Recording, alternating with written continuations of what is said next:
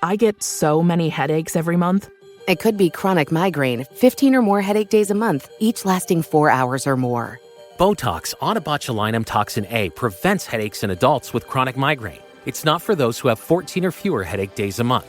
Prescription Botox is injected by your doctor. Effects of Botox may spread hours to weeks after injection, causing serious symptoms. Alert your doctor right away, as difficulty swallowing, speaking, breathing, eye problems, or muscle weakness can be signs of a life-threatening condition. Patients with these conditions before injection are at highest risk. Side effects may include allergic reactions, neck and injection site pain, fatigue, and headache. Allergic reactions can include rash, welts, asthma symptoms, and dizziness. Don't receive Botox if there's a skin infection. Tell your doctor your medical history, muscle or nerve conditions, including ALS, Lou Gehrig's disease, myasthenia gravis or Lambert-Eaton syndrome, and medications, including botulinum toxins, as these may increase the risk of serious side effects. Why wait? Ask your doctor. Visit BotoxChronicMigraine.com or call 1-800-44-BOTOX to learn more. Fill her up. You're listening to the Gas Digital Network.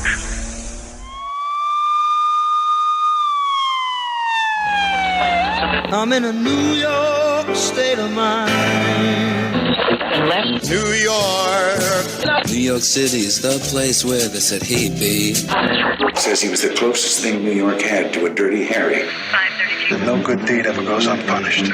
That FBI agent guy, somebody told me he's got your phones tapped. The kind of old-fashioned cop who preferred working the streets and making arrests to taking tests toward promotion. You're assigned to a vandalism case in Athens. All points bulletin for the Bo Dietl Show on the Gas Digital Network. Here's your host, Bo Dietl. Hey, welcome to One Tough Podcast. I'm joined here, like always, with my man Carlo. Good morning. Yeah, today we're supposed to have an actor, producer, playwright, and screenwriter, one of my dear friends. A little late on the draw, but he's coming. A man who you all know, and we're going to have him here, we hope, Chazz Palminteri. And we want to welcome Chazz as soon as he drops in here. But in the meantime, Carlo, it's me and you. Let's talk about with some current events. I didn't get too much sleep last night. A lot of stuff to talk about. So why didn't you get a lot of sleep? Because I didn't either.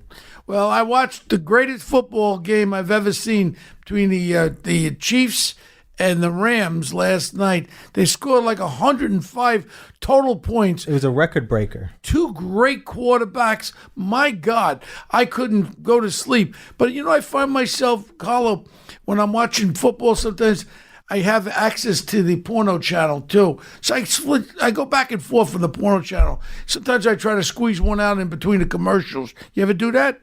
No, I never tried that. It's good keeping the pressure off, keeping the pimples off your face. You should try it. You need to do it a little bit, Carlo. Get the pressure released, Get the pressure out. That's a good way. Yeah. Especially if you have money on the game. It's not about the money. It's just that I think I'm addicted to porn. Are you addicted to porn, No. Carlo? You like porn? Yeah, what's wrong with it? No. I mean, I like it's a normal thing. I turn the TV on. I got to hit the porn channel to see what activities are going on. I don't pay for it. I just a monthly, so I get all that kind of entertainment. But it's fun. It's a multimedia experience. You have sports. You got everything. Well, what's good about it is you don't have to talk to anybody. It doesn't cost you any money. You don't have to say, honey, can we do it? You just do it.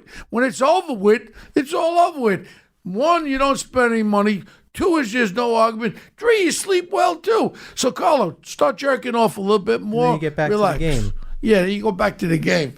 But that was a great game last night. I'm picking up the papers here.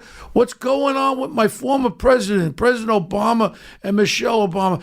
I'll never forget one thing, Carlo. What she said when President Obama got elected, that she was embarrassed to be an American. Well, I guess the Obamas ain't embarrassed anymore. I think the exact quote is, I wasn't ever proud to be an American until today. Right. She should have did get on a banana boat and get the frig out of the country. How dare you not be proud to be an American? Now she's proud. I picked up the paper the other day. They have one of those Clinton specials. What do they call those things that they get the money in? The foundation? Right. They raised over $250 million for the foundation. They have a net worth of over $75 million. I guess she's happy to be an American now. Kiss my shaved balls, all he is. Plus that book deal she got. Yeah, $60 million. And then she knocks everybody, knocks everything. You know what? You have a fine husband, fine, beautiful daughters. You got a fine house. Now you got a lot of cash there. What's her first name? Michelle. Michelle, suck it up already. It's a great country. They did well by you. Enough already. Please, please. I hate. She could whistle the Star Spangled Banner all the way to the bank now. Right. So, I mean, she should be saying some nice things. And then the other thing that really pisses me off, we just had another shooting in Chicago. I think we're up to about 6,000 murders in the last 10 years. And for some reason, the current president is getting involved. And I talked to some people from President Donald Trump's office. I told him I'd like to get actively involved. There are some avenues that we could get involved to stop those senseless shootings of innocent people in Chicago. 6,000 dead in the city of Chicago, more than in Kabul, Afghanistan. Wow, and that's not even the worst city in America. I mean, if you look at St. Louis and Baltimore and New Orleans, there's the murder rates are way higher. And nobody's but take it easy, Carlo, because I know one thing about you. You like eating those what do you call the tacos and all that shit because you like Mexico. You know how many murders are in Mexico from January 1st to June 30th? How many Mexicans? How many people killed in Mexico? I'd like for you to tell me. 30,000. They're online between 60 and 65,000 murders in Mexico. Who the fuck would want to go to that fucking swill hole pit? All I can say is right now, you're not safe in Cancun. You're not safe anywhere in Mexico. Mexico is a fucking toilet bowl, and they're online 60,000 murders, and not just drug dealers. Regular tourists like you, Carlo. I don't want you going to fucking Mexico, otherwise they ain't gonna have no producer. That's right. But a lot of the violence is from the drug Carlo. But let's just talk about it because it connects back to New York. So El Chapo, the alleged kingpin, the Carlo, Mexican cartel, you don't listen to your trial. Uncle Bo, do you? You don't listen to a man who's experienced, walked over. I just told you, 60,000 fucking murders. Not all drug dealers, not at all. You have people, tourists, that are getting whacked. Their heads are taken off. What do you live in a potted plant? But I think the violence is fueled a lot by the cartel. So when are you going to Mexico again? Whenever I gotta get. Well, I'm putting a fucking life insurance policy. Before you go, I want to put a fucking $1 million on your fucking ass when you go to Mexico. Because I want to collect. If they're going to whack you, I'm going to collect, okay? Everybody wins. Yeah, everybody wins. And you fucking drink that water, you'll be shitting until your lungs come out of you. Please. Dirty, filthy, disgusting Mexico. Highest murder rate. You got better chance to go to Kabul, Afghanistan than go to Mexico and survive it. Okay? I don't think there's any beaches in Kabul, though. That's the only problem. Excuse me, Carlo. Everything is not a fucking beach and sand, okay? And they don't drink alcohol there. Oh, please. So you're talking about this little Chapo douchebag? Yeah, so what do you think? I mean, he's on trial. They think it's the craziest trial ever. The people, he's on total lockdown. They shut down the Brooklyn Bridge. I don't think it's crazy. I mean, the guy is noted to have killed many, many people, families, police officers, corrupt police officers, non-corrupt police. This little piece of shit, they should have the death penalty, and they should, you know what they do? I'd like to kill him. I'd like to be in charge of the execution. I'd get the jalapenos. I'd get the hottest fucking devil peppers, put them in a big barrel, and sink that motherfucker into a barrel of jalapeno peppers and let him die for the peppers. Fuck him. Once they throw him in the peppers, though, that's it. The drug war's over. We solved it. No, So but he got caught. Then there'll be another guy. Well, we do them one at a time, baby. That's what we do. But it's not. How do we fix the problem totally? You fix the problem by education. You fix the problem, first of all, you stop these cocksucking fucking doctors that are prescribing Oxycontins, you know, addicting the pharmaceutical people. industry, you know what they spend on lobbying a year? Right. And that's what we have to stop it. More than any other industry, more than oil, more than anything. And now they come out with something. I talked to my friend Ira Rose from 60 Minutes. They want to now start giving out Oxycontin if you're depressed. Every fucking body's depressed. Now they want to make you a fucking heroin addict with Oxycontin.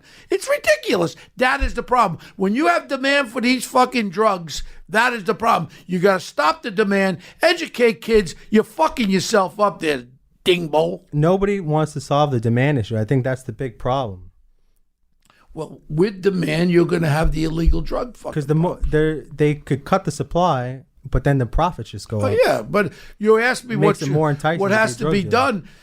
It has to be done at an early age with education. Like we know about smoking. When I was a kid, everybody fucking smoked cigarettes. Now you look at on TV, these advertisements with the fucking people dying. They go, with a hole in their fucking throat. Yeah, no fingers because of smoking. Need more of these advertisements. Scare the fucking shit out of young kids. You're going to use drugs? Open up one of those fucking metal fucking boxes at the coroner's office, the medical examiner. This young man died of an overdose. This beautiful girl, show a beautiful picture of a beautiful young girl. She died of drugs also. This is what we got to do, Carlo. We can solve it. Education, let people see. When I was a kid, they had DARE. They had a cop come in and tell you how bad drugs were. But I don't think it really helps anything because people still do drugs. Carlo, so what do we do? Just let us let it or hold. I think you have to do decriminalization and legalization. Oh, you sound like a real penis-licking liberal. Please, Carlo. Oh, legalize heroin? No, not heroin. But I think if you start at the federal level with marijuana, legalization. No, I'm for legalization of marijuana. So then a lot of the demand would shift to that. Oh, what do you mean? People will just smoke pot? Yeah. You don't think it's a gateway drug? What do you think? I think for some people it's a gateway drug, but I think there's just a certain segment of the population that's just always going to do drugs. Well, it's like it's like alcohol too. I mean, look, you have one or two drinks. I mean, all my friends are in this AA shit. They're all fucking. They don't know how to say one's enough. Well, we got our man coming in here now. All right, we got Chazz coming in here. Carlo, right. It was nice talking to you. Like always, Carlo, you didn't say anything really productive. Well, you're going to Mexico. You're going to shoot heroin in fucking Mexico, and I'm putting an insurance policy on your ass. $1 million, no matter how you get fucking whacked, how you fucking die, I'm collecting, Carlo. Let's go to Prudential today, okay? That's like the over-under. Yeah, well, I mean, you keep going back to Mexico. You keep rolling that fucking dice. I can't understand, Carlo. You have a beautiful girlfriend there. Please, if you don't care about yourself, care about your girlfriend. All right, maybe we'll just go to Miami. Okay, you got the W Hotel, David Edelstein. Nice fucking hotel there. You got sand. Please, I gotta. I'm like your pop here, your second pop. I gotta look after you. You know what I mean? All right, I think you convinced me. I think Florida's the way to go. Good.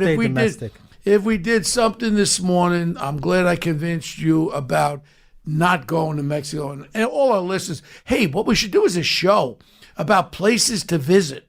I think we should do a weekly segment. We'll do Bo's travel tips. Bo's travel, a lot of people are planning vacations. Wintertime, a lot of people go away for Christmas. A lot of people don't know.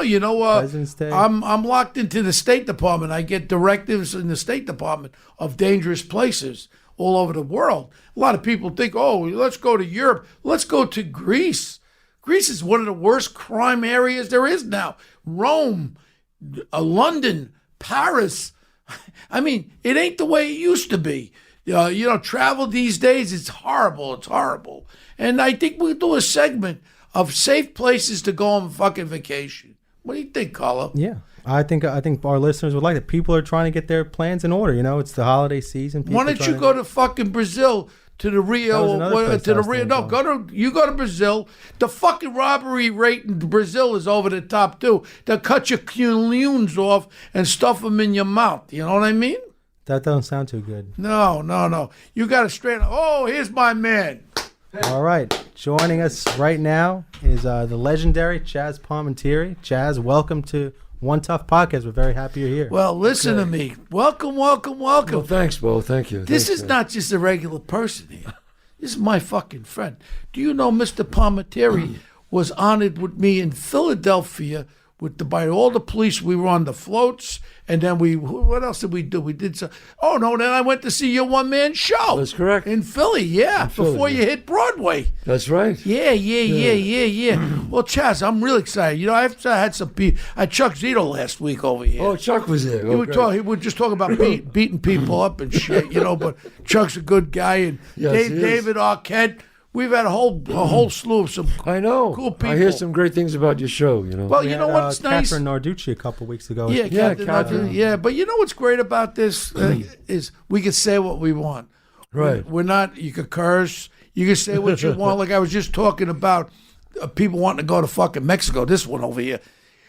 30,000 people were murdered from January 1st to June 30th in Mexico. 30,000. They're online to have 60,000 murders. Not all drug dealers, tourists. People don't know what's going on in Mexico. Please, anybody. I get this from the State Department. Anybody, Cancun's not safe. Acapulco's not safe.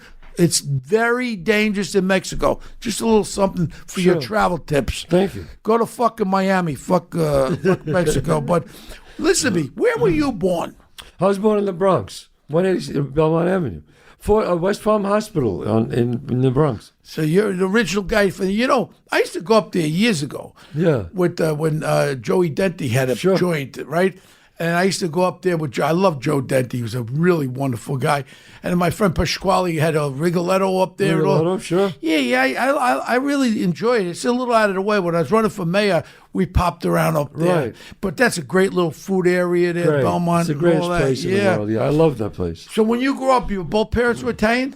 Both parents are Sicilian, yes. Oh, my mother's from Catania. My mother's from Catania. Yeah, your mother? My mother's from Catania, and my father is from Menfrey. Wow, my mom's long gone. I got one uncle left. He fought in World War II. He's got stage 4 cancer. I'm going to go there tomorrow morning. I'm visiting him in Naples. I'll drive up to see Margot, and she sends her love to her. Please up into Sarasota.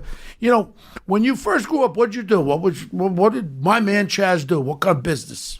Well, you mean growing up where I was? Yeah, I hung out with my friends. I loved growing up there. It was. You robbed cars or anything? No. Oh, okay. No. We got in trouble. We got in trouble. We got in trouble. Burglarize. We used to have this pipe factory. We used to break in there.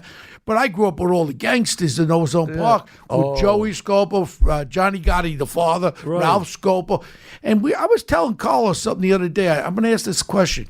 In Ozone Park, because we're about the same age, in the early 60s, we had a massive heroin problem with the Italian kids in Ozone Park. I know 10 kids that overdosed on heroin. A lot of people think it's just black and Hispanic neighbors, but in the Italian neighbors, we had a bad problem in the 60s. Do you remember that? Yes, it was bad in my neighborhood, too.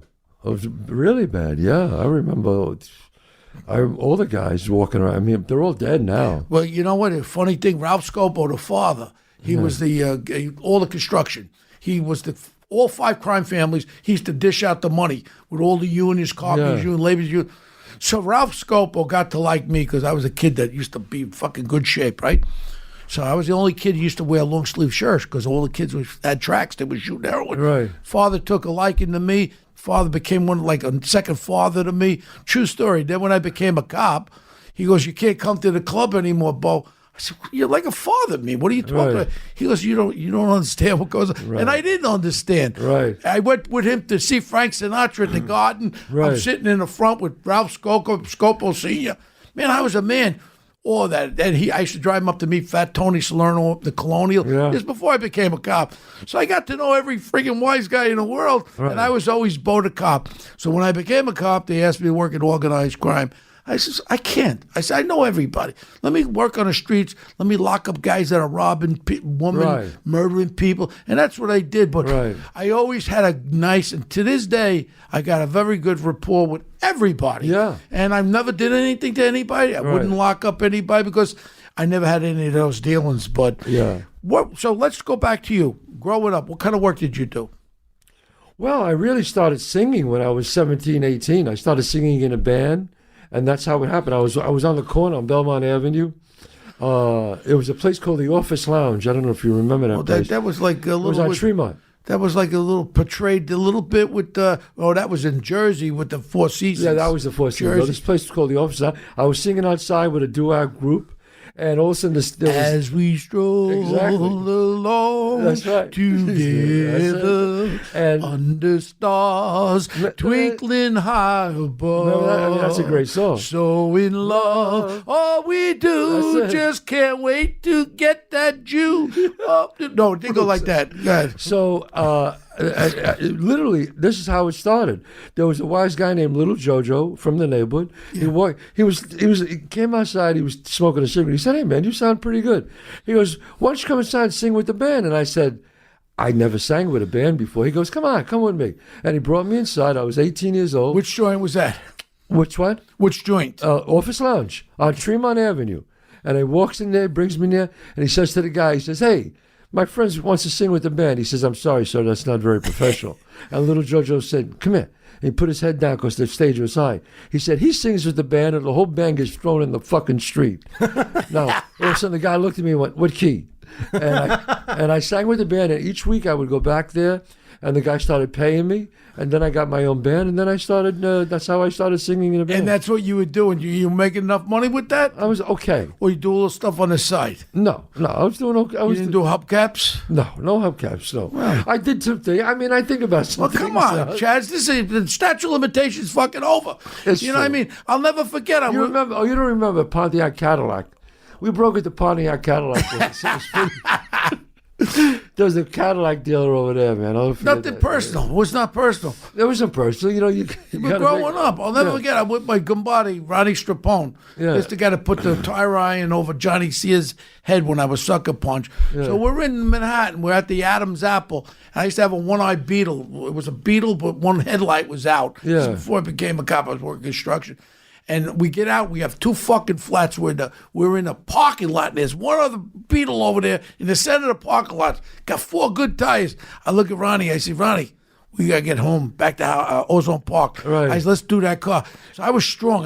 We had no jack, so I picked the fucking with a Beetle. If the engine's in the back, Exactly. you could pick the front up. We put it in a box. We stripped the 2 fucking tires. This poor fuck, we left it on the ground. This poor fuck came back and he had no tires on. It wasn't personal. It was just we had to get home. You had to get home. I understand. But it wasn't. I didn't mean to be mean or anything like that. But very interesting. When did you decide with the story? We all know about the Bronx Tale. Yeah. Probably one of the great 5 gangster movies ever made. thanks. And I put that right in there with Goodfellas and Godfather because I loved the fucking movie. What's not like your life? I'm not pumping bricks up your ass, but I loved the fucking movie. So it was really your life? Was your dad a bus driver? My dad was a bus driver. And I saw this killing when I was sitting on the stoop, just like in the movie, exactly. And all of a sudden, like he turned to me, and he looked at me, and I looked at him, and all of a sudden, next minute, I know, bam! My father had me by my arm, was dragging me upstairs. And then the cops came up. Like in the movie, I embellished the whole thing about the lineup. Yeah. But what really happened was the cops came up. They just came up, knocked on my door, and they said, "Look, we know the kid was sitting there. We want him to come down and identify." And my father said, "He's not going nowhere." And I said, "I didn't see anything, Dad." And the guy, I said, "I didn't see anything." I knew who did it, but even at that age, I knew that you just don't rat, Yeah. And that was it. Yeah, now, it was just funny. When I grew up with Scopo, and Gotti was a little older than me, and Joey Scopo, but Ralphie was my age. And I used to have to be home. My father was born in Germany. My mother was born in Catania, Sicily. Right. So I'm a half fucking breed. But I don't think I'm German. I think I'm all Italian. I think so. But when my father was very strict. He used to beat me with a fucking buckle. FD, his initials used to be in my ass. If I looked at my mother wrong, he'd beat the fucking, she used to call me a little fucking guinea. And I said, what does little fucking guinea mean? He used to look at me because I looked very Italian. But I had to be home at 8:30. So the guys in the neighborhood used to go to Idlewild Airport. They used to go fucking shopping over there, with the truck, you're hijacking and shit, and stealing stuff on cargo. But I had to be home at 8:30 when my old man, even when I was 15 years old. So my father kept me fucking straight. My father did too. Yeah. When I wrote the book, One Tough Cop, I said to my father, "Thank you, who I only got to know after I became a man, because I didn't realize if he wasn't strict with me, I would have been I would be dead today, or I would have been in jail, because I would have been the best fucking whacker there is. Because like being a cop, a detective, I had to be the best. If I was a fucking wise guy, I would have had to be the best fucking hit guy. Yeah. So man, no matter where your life takes you, I always say, work the hardest. If you sweep factories, sweep it the best. Yeah. You kill people, kill the best. That's the way it is in life. My mom and dad, they were very strict with me. I had to be home. They always said, you hang out late at night, you get in trouble. That's it. Only bad things could happen. Yeah. Only bad things. Yeah. Nothing good happens late at night. I got to ask you a question. Yeah. The black girlfriend. You have the black girlfriend? Absolutely. Had many black girlfriends. Yeah. Yes. For some reason, as I'm getting older, I get a little tinge to that. I get a little tinge to that. A tinge. Yeah, no, I think black women are very attractive. Yeah, I mean, it just happened to be a black girl I dated white girls, Italian girls, Spanish girls, but this one black girl when I was 18, I just was crazy about. Yeah, that's great. I mean, I can see that. It's wonderful growing up like that. When did you start with the idea about doing this? Because you remind me of one other guy I know, and we got to get him on the show. Stallone, now that he came out with this new fucking boxing movie. Yeah. I love Stallone. I love Sylvester Stallone. And Stallone I met when he was going to play me back in 1985. I met him. But the point it was with Stallone, when he did the screenplay for Rocky, they wanted to take it away. He goes, Same thing with me. Yeah, that's what I want to know. Sure. Because I look at you and I think of Stallone right away. You said, fuck you. You want to give me $1 million? I ain't taking it. I want it. I want to be the actor. I want to make sure it works. Please go with that, because that's exciting. Yeah, well, the way it all happened was I was working as an actor in L.A. Then finally I ran out of money, as all actors do. You run out of money. I said, what am I going to do? I said, well, I used to bounce and work the door in New York because I used to box. I could handle myself okay. And all of a sudden, I got a job at a... Where'd you work as a bouncer? In New York? Yeah. Oh, the Limelight. Remember the Limelight? Get the fuck out of here. I was the first guy there. I was the first door. Get out of here. What years are we talking about? 82. Holy shit. 1982. Wait, we're not that age. We're not the same age then. How old are you? 60. I'll be 67. Well, I'm 60. I'll be 68. Yeah. We are the same age. We are the same age. But I was a cop. I used to drink in there. I used to go in there. I was the first guy at the door. Peter Gation, I was his main guy. Wow. We used to go to the Adam's Apple, and then we went to Studio 54. But yeah, I got to admit one thing to you. Yeah. You were at the Limelight. Were you in the front door? Yeah. I was the guy that the guy in back of the car that got hit in the fucking head with a blackjack. I was the guy that blackjacked the guy. I just want to admit to you. Because the bouncers came over to me and they go, Bo, what's up? I said, I don't know nothing. The guy's fucking laying on the ground. I did it. The guy lived. I didn't kill the fucking guy. But I just have to apologize to you guys. Thank you. Okay, good. And so I get a job in Beverly Hills at this really swanky club. And I'm there and I'm supplementing my income, trying to make money. And all of a sudden, one night, this guy comes walking over, really nasty to me, grabs the rope. I said, hey, take it easy. And he looks at me and goes, don't you know who I am? I said, yeah, you're the guy who's not getting in tonight. That's it. Because when the guy says, don't you know who I am? You're an asshole. I'm sorry. I can't deal with you. And the guy happened to be, he says, you'll be fired in 15 minutes. I said, really? Fuck you. And he was Swifty Lazar. Wow. Swifty Lazar, the biggest This is a famous agent. The biggest agent in the world. Wow, really? And 15 minutes later, I was fired. I went home. I said, I got fired. The guy said, Chazz, I love you, man, but I got to let you go. Swifty has a lot of parties here. And he fired me. I went home. I sat at the edge of my bed. I said, should I go back to New York? Should I stay here? And there was a little sign. There was a little card that said, the saddest thing in life is wasted talent. My father wrote that line. And I carried it with me. I put it on my television. I looked at that and I said, you know what? I'm not going to waste my life. If they won't give me a great part, I'll write one myself. I went to Thrifty Drugstore, got 5 tabs of yellow paper, and I said, I'm going to write about that killing I saw when I was a kid. And I started to write right there. And then you start interjecting your relationship with your dad and all that. My relationship with my father, my friends. So now when you get into the first draft of this screenplay. Well, it was a one-man show. I said, I'm going to play all the parts. Oh, so that was the original thing? That was the original one. The first thing was the one-man show. And I said, so each week I would go back to my theater company and perform 10 minutes, 15 minutes. And at the end of 10 months, I had an hour and a half of this one-man show. I played 18 characters. My friend Peter Gation lent me the money. I produced it. Bo, bam! My life was like, all of a sudden, after 2 weeks of doing it, I got over $250,000. But they didn't want me, and they wanted somebody else to write it. I said, no. I'm playing Sonny. I'm writing it. No, $500,000. $1 million. Every writer, director, producer, studio head was coming to see it. It was the hottest thing in the world since Rocky at that time, 15 years before. Finally, 2 weeks later, I get off the stage and somebody walks in and says, Robert De Niro's in your dressing room. He just saw the show. I said, Robert De Niro? They said, yeah. I walked in the dressing room. Bob De Niro's standing there. He goes, that's the greatest one-man show I ever seen. Wow. He goes, you did a movie. Wow. I said, yeah. He goes, listen, I know nobody wants you to do it. He goes, you should play Sonny. You should write it. I'll play your father. I'll direct it. Let's go partners. Holy fuck, I'm getting chills. And he goes, and if you shake my hand, that's the way it'll be. I shook his hand. Wow. This is the fucking Cinderella. You're like fucking Cinderella. You know That's what that. happened. Without the fucking glass slippers. I had $200 in the bank and I turned down $1 million. Wow, I'm getting chills because I mean I know what happened and I know De Niro. And I also know the kid too, and that's a whole nother story. Yeah, well, I don't even want to get into it because that's just a waste of a good fucking life. He's in the quintessential movie about not wasting your life, and that's what he does. Yeah. Now I hear he's on the road. He's trying to do. Yeah, but you know, my obvious reasons myself. Yeah. You know, I like the kid, but I can't be around him. No, me neither. I can't. No, I can't. And I understand you. You're one of our biggest supporters for cops. Absolutely. And you want to know something? This Christmas time, that young officer ain't going home to his family. He's not going home to his family. That's correct. And you know, I'm sorry. You know, I don't wish anybody bad, but I can't be around. I can't help you out. Yeah. So when you made it, did you guys film? You guys filmed a lot up there in the area. Yeah. We didn't film in the Bronx. We filmed in Brooklyn and Queens. Oh, because like even if we went back to my old days, you got fucking dot heads all over the fucking place. First of all, Alibaba, fucking what do they call those people from there? What do they call them? Bangladesh. Some of those and Indians, all kinds of things. Pakistan. No, man, I mean it's not Italian anymore. We couldn't close down 187th Street. We couldn't close it down, and plus I would have too many partners, and I didn't want that. You know what I mean. They all come from the. They all come in. Chazz, you forgot me, Chazz. Remember when I helped you out, Chazz? You Come got to on, take care of us. you got to do what you got to deal do. with that shit.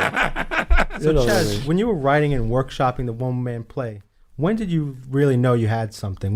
Was it the whole while you knew you really? It was the first time I did the whole thing, and they all stood up and started applauding, and people were screaming, and I went, "Holy shit!"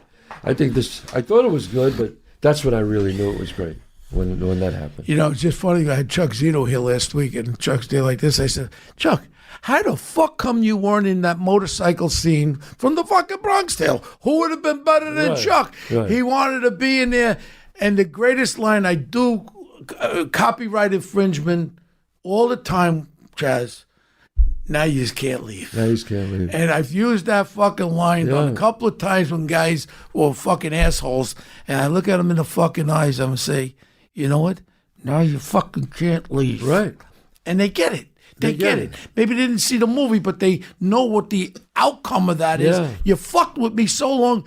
Now you fucking... He really said that. He said, now you know. It was so cool. And I was like, oh, shit. With you closing, locking the fucking door. Yeah. Man, it shows I'm gonna watch this fucking movie again when I go. I'm gonna watch it. You know, I'm going to Sarasota to see Margot. Flying out tomorrow. I got to see my uncle, World War II veteran. Yeah. He's 93, dying of bone cancer. I see him. Then I'm seeing and I'm watching the motherfucking movie. Yeah. I'm not watching football. I'm gonna watch it because the sons are there, and I'm gonna say we're watching A Bronx Tale because this is what life is about. Well, it really captures our neighborhood and what it was like to grow up there. You know, it's like a time capsule, and that's why I'm really excited about it. But I think it's more than a time capsule. I mean, it's been a one-man play. It's been a movie.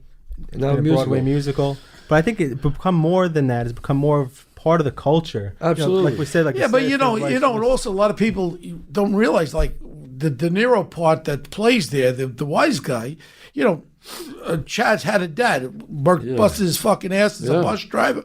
People on the, we used to have the old Q8 and shit, in Queens. And then the other guy became like a second father to you. And I wasn't as young as you when I met Ralph Scopo. I met Ralph Scopo when I was 12 years old, 30. He became like a second father to me. And I tell you what, it kind of reflects our growing up. Yeah. Where we looked at them, the new cars, the fucking suits. And if you didn't get impressed with that shit, I don't know what impressed. I'll never forget the first time I saw Joey Scopo and John Gotti walking through the fucking feast on 101st Avenue. I'll never Nativity's Feast. Yeah. I said, motherfucking, how cool do these two guys look? Right. They walk down there and everybody's walking over. Hey, Joey. Hey, Ralph. Right. Johnny. But I tell you, it was so. To look at it, if I didn't have a father that had Absolutely. his fist on me, I think I could have maybe went that way very easy. Well, the thing that makes Bronx Tale really a great movie is that Sonny, the wise guy, told me the same things as my father did. Go to school, make something out of yourself. Don't hang around here. For some reason, Don't hang around the corner like these other jerk-offs. Yeah, that's what he said. That's exactly the word. These other jerk-offs. And he said, make something out of yourself. And I think I was his penance in life. He just wanted me to do good. Yeah. So I ended up doing good. So, to me, again, that's the end of the one of the great fucking movies, and I'll watch it. I'm going to watch it on Thanksgiving night. I'm going to call Margot up, and we're bringing it down. We're going to watch it. But the other stuff, what are you doing with yourself now? I know you got the show. But I got the show, which I'm doing, which I just was doing press for it. Yeah. I do these junkets on the phone. You know how that is. Yeah. You got to do the junkets. And I was doing press because the show's in Los Angeles now. I'm shooting a TV series in the city.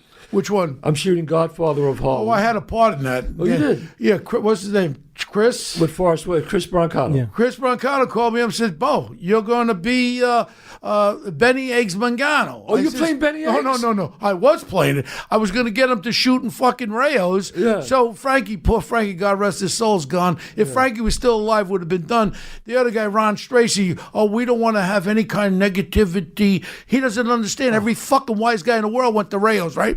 So I was setting up to do one day of shooting. All of a sudden, Ron Stracy says, Bo, you can't shoot up here. I said, you got to be fucking kidding me. I said, Vinny Rayo used to tell me Lucky Luciano sat right there, the Flying Dutchman over there. So make a long story short, after Chris told me, Bo, you got Benny Eggs Mangano, I have Narducci over here. We're talking. She goes, oh, you'll be filming next week. I said, really? She goes, Benny Eggs is filming. So I call up the email Chris, and he goes, the studio made us use someone else. So they used some fucking body. Are you playing Benny Eggs Mangano? Who are you playing? I'm playing Joe Bonanno. Oh, I thought you knocked me out of my. Oh, you look good. You be good, Joe Bonanno. I'm playing Joe Bonanno. But so I got knocked out. So I got one of these. Oh, we're gonna find another good part for you, Bo. Yeah. And I felt very bad because I really mentally. And Carlos knows the family very, very good. Make the son, and I was going to sit with the kid, his mannerisms. And I heard I look kind of like him. You shave my beard, shave my fucking beard off. I look like Benny Eggs Mangano. Benny Eggs was... And I met him up there with Fat Tony and with Buccalo. I met him up there many times, and I was very excited about it. Yeah. And I got fucking blown up. But I don't know something. Thank God I don't depend on that to fucking eat. So I feel sorry for actors that depend on those parts. So you know what? I'm in this Irishman big part. Oh, that's a big part. And I play Joe Glimko from Chicago. I introduced this fucking guy named Frank. What was his name? Frank Sheeran. Frank Sheeran, the Irishman. I introduced him to this other fucking guy, a union guy, a guy named Jimmy Hoffa, played by Al Pacino. So I introduced De Niro to Pacino, and I'm the common denominator. Right. So I'm excited about that movie. Nice. Yeah. Benny Eggs, 74 years old. He was on the stand. All he had to do was point out Chin Gigante. That's all he had to do. Is say, hey, is that the Godfather? Benny Eggs says, the guy said to him, if you point him out, you will go home now. He's facing life imprisonment, Benny Eggs. He goes, Sonny boy, you could sing, you could dance, but I don't know nothing. He went back to jail. And in the front page of the Daily News said, eggs don't break. Wow. I was looking forward to play because I knew I had met him. Benny and I was so excited. So when you see Chris say, you know what, Bo says his heart is broken, but it could be unbroken, but a nice part. a nice thing. Maybe the other part will be a part of a lifetime. You never know. You got to trust the process. But send my love and regards to Chris and just tell him I'm a little disappointed, but I get it. And I'm standing by. I'm saying it's going to be a 2-year series, so it's going to be around. I mean, Rayos is known for that. I don't know. I don't understand the logic of that. They want to rewrite history. That's what makes it alluring and makes it sexy. So when I first started going up to Ray, my great aunt came from my mother's aunt came from 116th Street. So I used to have an L over there by Second Avenue. What was the L? There used to be. So I used to go there when I was a kid. When I go visit, I was like 11, 12. I'd look into Rayos. It was all dark. I smoked cigars. Then when I became, I used to drive Ralph Scopo up to see Fat Tony Salerno to give out or pick up. I never know what the fuck I was driving. I was 17 years old. I wasn't a cop, so fuck you. I drove the wise guys up there and Fat Tony. Then when I became a cop, I worked in that area. And then when they raped the nun in a convent in Our Lady of Mount Carmel, when they coughed 27 crosses into the nun, my partner Tommy and I got one in Chicago and New York. But my whole point was, years ago, you go to Rayo's, when I was a young cop in the early 70s, we'd drink at one end of the bar. My partner was a big Irishman, Tommy Collar, great cop, like John Wayne. And all the wise guys, that's how we met everybody there. We used to buy drinks back and forth. I wasn't investigating them. They knew that.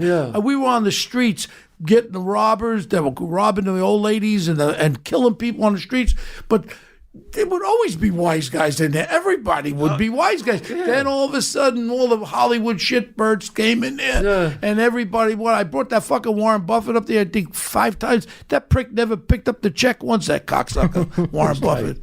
Yeah, it's tight. But I mean, I was a little disappointed about Rayo's. I mean, how can you take history away?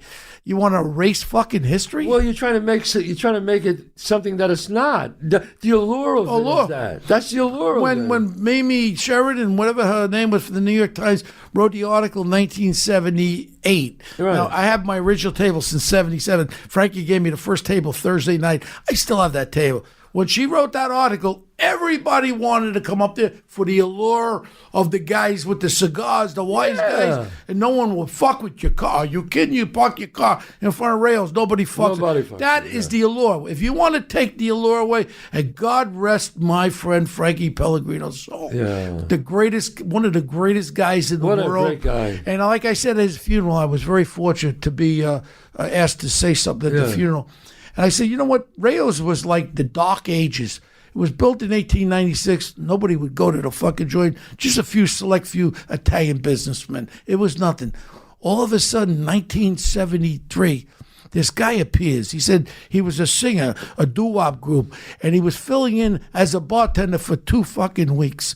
He never left. That was Frankie Pellegrino. He made Rayo's. He was Leonardo da Vinci. He was Michelangelo singing, song, politics. He was and is the man that made fucking Rayo's. And that's it. Anybody wants to deny that, they don't know what the hell they're talking about. People would say, see Frankie. That's it. Think about it. Nobody would say, they would say, see Frankie. Yeah, but I tell you, so what other things besides The Godfather Harlem we were looking forward to? I'm doing that. I'm writing a new play, a new Broadway show, which I'm really excited about, and a straight play, too. I'm working with Alan Menken again. Yeah. So, life is right, and my restaurant is doing fantastic. Yeah, well, where is your restaurant?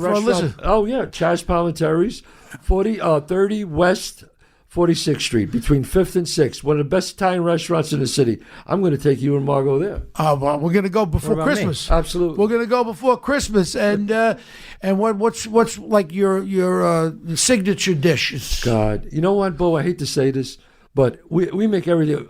The best ossobuco I've ever had. I love ossobuco, but I don't like the rice. I get my ossobuco. I like it plain, but I also like it with the greens instead. With the greens instead of the risotto. Yeah. We make great fish, great steaks.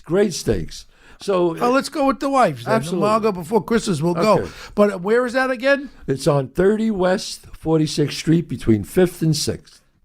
30 West 45th. 46th. 46th Street, between 5th and 6th. I got you. Yeah, now it's burned into my mind. Yeah. And you doing good over there? Doing fantastic. You do pizzas too? No pizzas. Okay. It's more of a high-end dining. Yeah, okay. I like high-end. I like high-end. Yeah, it's really Carlo, we got a new joint. Yeah. So when I tell you make a fucking reservation, what are you going to tell me? I would say let's make a reservation at Chazz's. That's it, man. That's it. And we welcome everybody. But again, we really want to thank you so much, Chazz. Oh, it was great. It was great. I know you're so busy, but I was so excited when Carlo was able to nail you down. I said, wow. And for people listening, Chazz is not an acquaintance of mine. Chazz Palminteri is my friend. And if he called me at 3 o'clock in the fucking morning, You don't have to call me twice. I'll be there. Thanks, and I mean that with all my heart. And I'm just so proud about how your life turned out from something like I grew up and you succeeded in your life, and you're truly an amazing guy. And I'm looking forward to all the new stuff that you're in. Well, thanks, Bo. And you know what, Bo? I'm very grateful, and that's why you're successful, because you're grateful. And I look at our lives and I say, we're playing with house money, man. That's it. We're playing with house money. That's it. When people say to me, Bo, how would you buy a pair of John Loeb shoes for $15,000 a few years ago when I was making a lot of money? I says, a pair? No, I bought 2 fucking pairs for $32,000. I said, you know why I could do that? Because I made that fucking money legally, and I spend it the way I fucking want to spend it. Sure, that's it. If I want all Ascot chain shirts, $550 a fucking shirt, I do it. Paddock for fucking Felipe's, I don't give a fuck. Right. I made my money legally, and I'll spend it. And you want to know something? My kids got to learn one thing. Daddy ain't going to be there all the time. You got to earn and think for yourself. That's right. Because when you keep giving it, you got to teach them how to fish. Absolutely. Don't give them the fish, right? You're right. You're what do you absolutely think, right. Carlo? I agree. You got to teach them. Hey, did you ever eat at Prince Street Pizza? I don't know. I don't think so. Listen. If you ever make your way down a Village, Prince Street Pizza. Good? Fucking not good. The best. They do a pie, a square pie, and what they do is they put the cheese on first, then they put the sauce, and they put the pepperonis so the pepperonis get real crispy. In Manhattan. In Manhattan. Right around the block from Old St. Patrick. No, it's the you know who's in it? Remember, what was it? Ralphie? Ralphie's place, the original, Ray's Original? Yeah. That's the joint. Prince Pizza. Yeah, you got to go. I'll check it out. I always go to Lombardi's, which is great. Oh, Lombardi's are very good. I go to Lombardi's too, but this is very, very good. Well, I think the best pizza in the world, and I'll stand by it because I've been eating it for a long time, is Patsy's on 117th and 1st, but you got to eat it and enjoy it. It's one of the only cold. They still got cold fire, but the only problem is if you take it to go, the fucking cheese rolls off. By the time you get home, the cheese is on the other. So it's 117th and 1st. Yeah, Patsy's restaurant. Patsy's restaurant. It's been there since 100 years. Yeah, but the pizza, you go there, you get a pizza and have it there.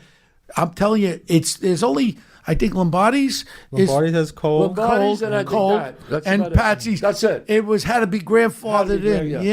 Yeah. But so what do you do for the holidays? Anything good? No, just I like to spend Thanksgiving and Christmas at home. Yeah, I do too. But I gotta go see Margot because the boys there. I promise I'm gonna have Thanksgiving and Christmas. I'll be home. I love New York Christmas time. Isn't it great? Yeah. Me wow. too. So what we do is this.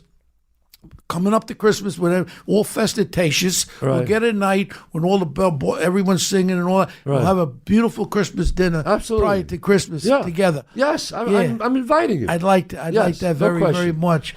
You know, and we do something every week. And I wish you so much. That's why your show's successful, Bo, because you've been a good guy. People love you. Well, I tell the truth. No, you tell the truth. Yeah. Whether it's good or bad, whether you want to hear it or not, you tell the truth. Yeah. And so people appreciate that. So Bo. we do something every week. We do a punk of the week. Punk of the week means it could be a person, thing, or something that bothers you. So we have a thing called the punk of the week. Now go home and get your fucking shine box. Don't ever go over my fucking head again, you motherfucker, you. Every dog has his day. Put him in a fucking bed, you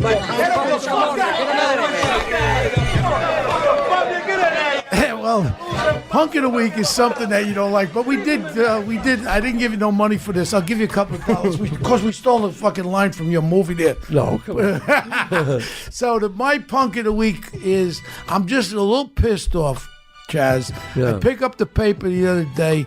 And Michelle Obama and President Obama, I respect them very, very much. Yeah.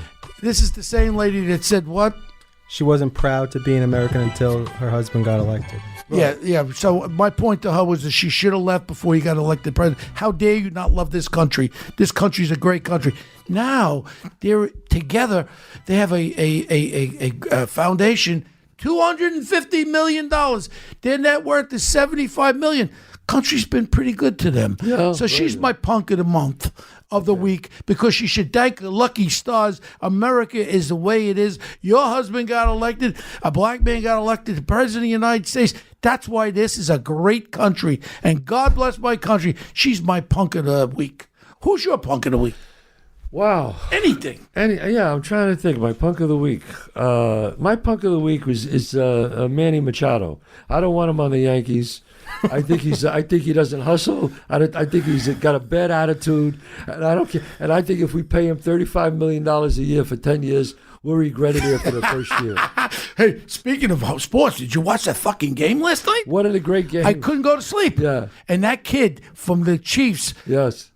What a class character. He builds houses for veterans and stuff. Yeah. That is what kids should look up. Not that other asshole with the one knees and his... That's a garbage can. This is a man, and he should be my saint of the week is that quarterback. Well, we could do thank of the week because it's Thanksgiving. We should do a thank you. My thanks for the week is having that young man being a quarterback for the Kansas City Chiefs. Class act. Class parents that brought him into this world, and that's what kids should look up for, not these other dirtbags. That's it. That's it. God bless, Bo. Well, I want to thank you so much, Chaz, and Carlo, take it away. All right, Chaz, I just got to tell you one quick story while I got you here. Sure. I grew up in the Bronx. Bronx tells like the third testament for where I grew up. So I'm going home for Thanksgiving this Thursday, and my family would not speak to me if I don't tell them this story. So my uncle was actually an extra in a Bronx Tale, and you were nice enough to take a picture with him when a shooting was done, and also Robert De Niro took a picture with him. Yeah. And the two pictures hung next to a picture of the Pope and next to a picture of Jesus and my grandfather.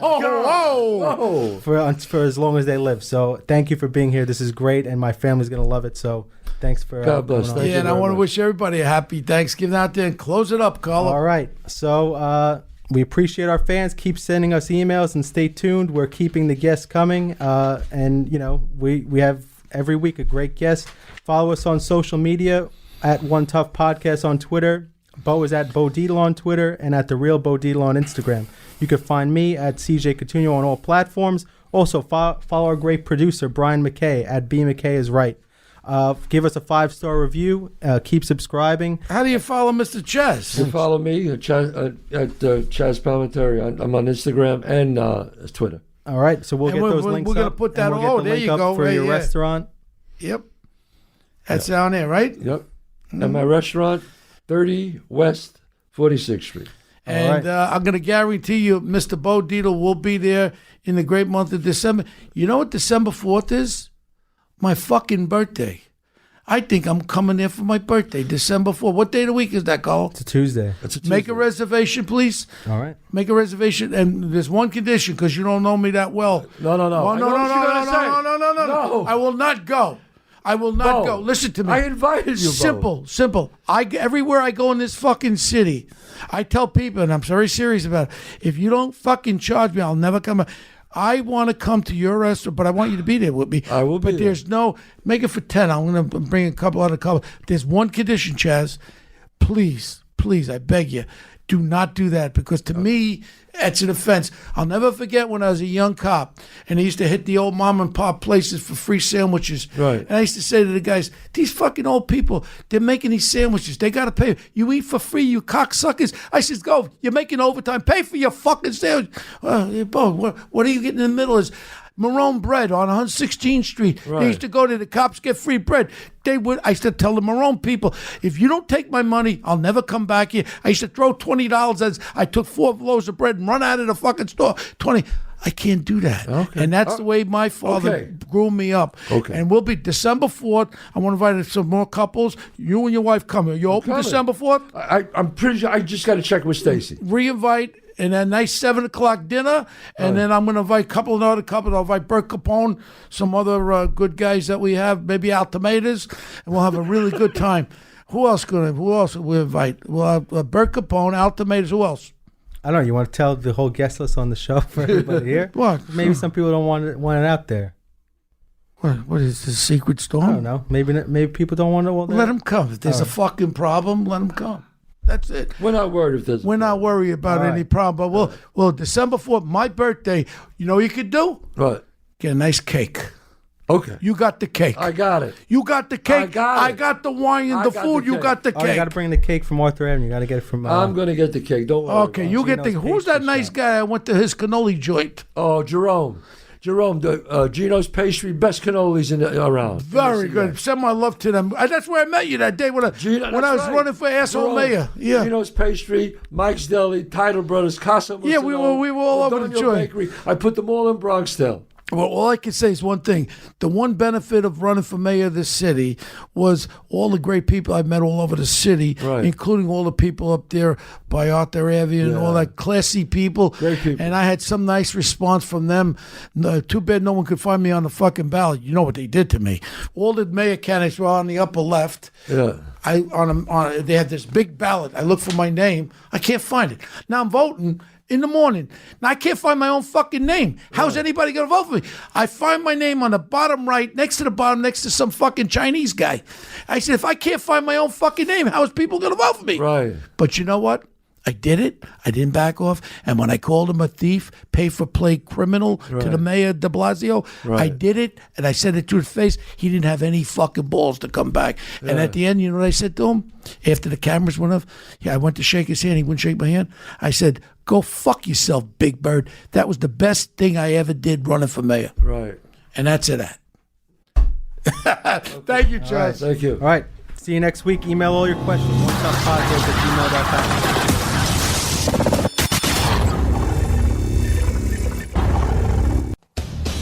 Well, for my entire life, I've always battled with my weight.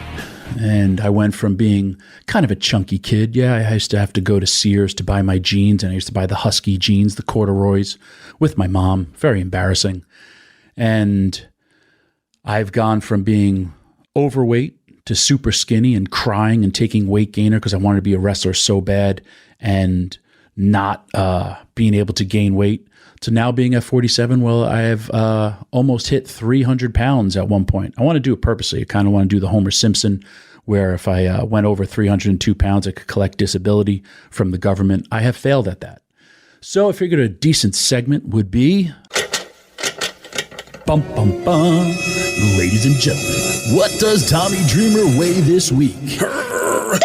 After dieting from Friday, Saturday, Sunday, until I came home. I dieted Thursday, Friday, Saturday, and then I came home on Sunday. And I'm telling you, when I dieted, I had oatmeal and egg whites.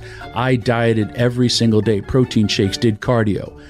Tipped the scales at 272 pounds. And then it would have been less, but Sunday night I came home and my kids had a Halloween party.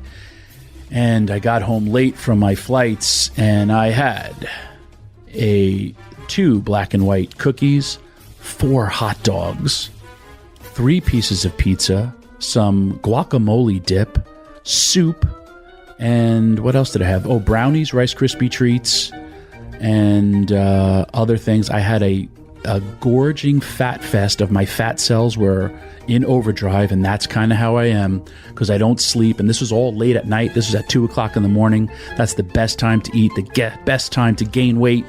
And then, of course, I go in carb overload and I fall asleep. So back to dieting. I want to be 255. So this segment of What Does Tommy Dreamer Weigh this week, I will have fans call in. I will have celebrities call in. I will have people looking at me and try to guess what I weigh. And this week, it's 272 pounds. And just to let you know, I have gained 13 pounds in 1 week. I've also lost 11 pounds in 1 week. So this is a game that is based pure upon my gluttony or based upon my pure fact of being so stupid. Thank you very much.